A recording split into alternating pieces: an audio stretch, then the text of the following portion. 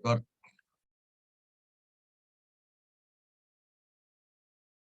Oke, Assalamualaikum warahmatullahi wabarakatuh. Kita kelompok 13 akan mempresentasikan tentang kasus kegagalan produk smartphone Samsung Galaxy Note 7. Dan di sini kami ada bertiga, yaitu ada David Angga Saputra dengan NIM terakhir 104, terus ada saya, Naval Faras dengan NIM terakhir 098, dan juga ada Aditya Kurunul Bakri dengan NIM terakhir 024. Next slide. Ya, Samsung Group adalah sebuah perusahaan yang didirikan pada tahun 1938 di Korea Selatan. Pada saat itu, Samsung yang didirikan oleh Lee Byung-chul adalah perusahaan yang beroperasi pada sejumlah sektor seperti makanan, tekstil, asuransi, sekuritas, dan retail. Samsung kemudian berekspansi ke industri elektronik pada tahun 1960 dan hingga sekarang menjadi tumpuan perusahaan ini. Salah satu produk elektronik yang paling terkenal hingga penjuru dunia adalah smartphone. Dengan selalu memberikan inovasi terbaru dan harga yang terjangkau, membuat penjualan produk smartphone Samsung sangat pesat dan membuat para konsumen pecinta produk Samsung selalu menunggu keluaran terbaru dari Samsung. Next slide. Dan slide berikutnya akan dijelaskan oleh teman saya. Baik, selanjutnya adalah keberhasilan Samsung. Keberhasilan Samsung dalam merebut hati masyarakat dunia sudah tidak dipungkiri lagi. Bahkan Samsung disebut sebagai salah satu vendor elektronik yang merajai jagat teknologi. Saat ini Samsung sudah dikenal di seluruh dunia dengan terobosan-terobosan barunya yang canggih. Bahkan di beberapa negara, produk Samsung mendominasi dibanding produk dari pesaingnya seperti Apple, BlackBerry, atau Nokia.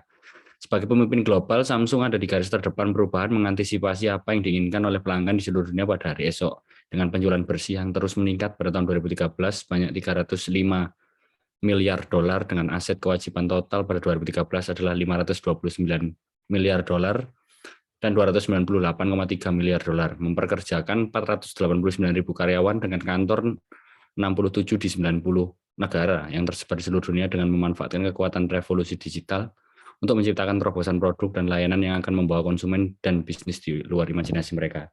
Next. Lalu penjualan Samsung ini selalu mengalami peningkatan sampai sekarang. Bisa dikatakan Samsung selalu mengalami kesuksesan dalam melakukan penjualan produk kepada masyarakat global. Produk Samsung selalu diminati oleh masyarakat seluruh dunia. Samsung selalu berhasil dalam bersaing dengan brand yang lain. Dengan selalu melakukan inovasi terbaru, setiap tahun membuat Samsung selalu dinanti oleh para penggemarnya, seperti Galaxy Z Flip, Galaxy S, Galaxy A, Galaxy Note, dan lain-lain. Dengan harga yang terjangkau dan menawarkan spesifikasi yang mumpuni membuat para konsumennya tidak kecewa untuk memilih Samsung. Lalu selanjutnya dijelaskan oleh teman saya. Baik, untuk selanjutnya yaitu kegagalan dari brand Samsung ini. Sebagai brand yang besar dan memiliki banyak saingan, membuat Samsung tidak mungkin tidak memiliki masalah. Nah, di balik kesuksesannya dalam pangsa pasar global, Samsung sempat mengalami kasus, yaitu pada tahun 2016. Masalah ini berawal dari produk terbaru dari Samsung, yaitu Samsung Galaxy Note 7, yang dicap memiliki kualitas yang buruk, sehingga membuat HP tersebut mudah meledak. Nah, setelah ditelusuri oleh pihak Samsung, akhirnya Samsung mengaku bahwa kesalahan tersebut terjadi akibat terburu-buru dalam pembuatan komponen baterai, sehingga tidak maksimal dalam pembuatannya. Alhasil, produk terbaru dari Samsung yang rencana akan membuat rating Samsung naik malah dikecam dan dicap menjadi produk gagal oleh masyarakat, sehingga membuat Samsung menarik peredarannya dari pangsa pasar. Nah, setelah itu untuk mengembalikan kepercayaan konsumen, pabrikan smartphone asal Korea Selatan tersebut menerapkan beberapa langkah untuk menguji kelayakan baterai terbarunya, yaitu lithium ion.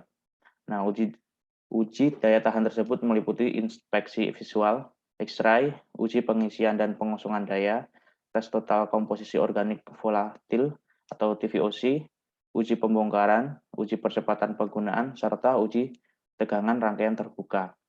Bahkan, saking seriusnya Samsung membentuk Dewan Penasihat berkaitan dengan masalah baterai yang terdiri dari akademisi Cambridge, Berkeley, dan Stanford. Nah, uji pengisian dan pengosongan daya atau distribusi dan uji percepatan penggunaan merupakan langkah pengujian baru yang diterapkan oleh Samsung. Nah, langkah ini berguna untuk menguji baterai apakah fungsi baterai baik saat melakukan pengisian, sementara pengosongan daya baterai dilakukan untuk memeriksa kerusakan ponsel.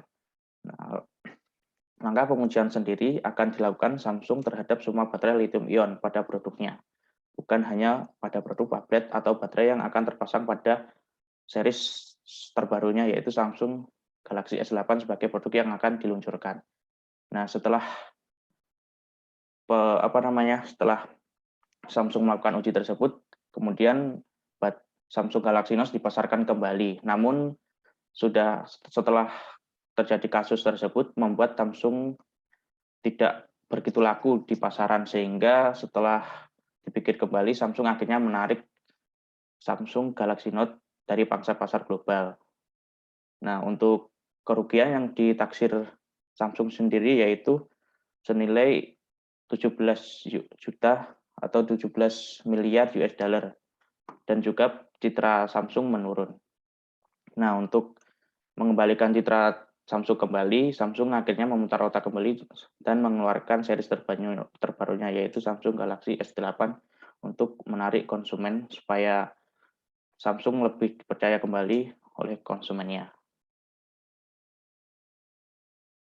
Nah, sekian presentasi dari kelompok kami. Bila ada kesalahan, kami mohon maaf. Wassalamualaikum warahmatullahi wabarakatuh.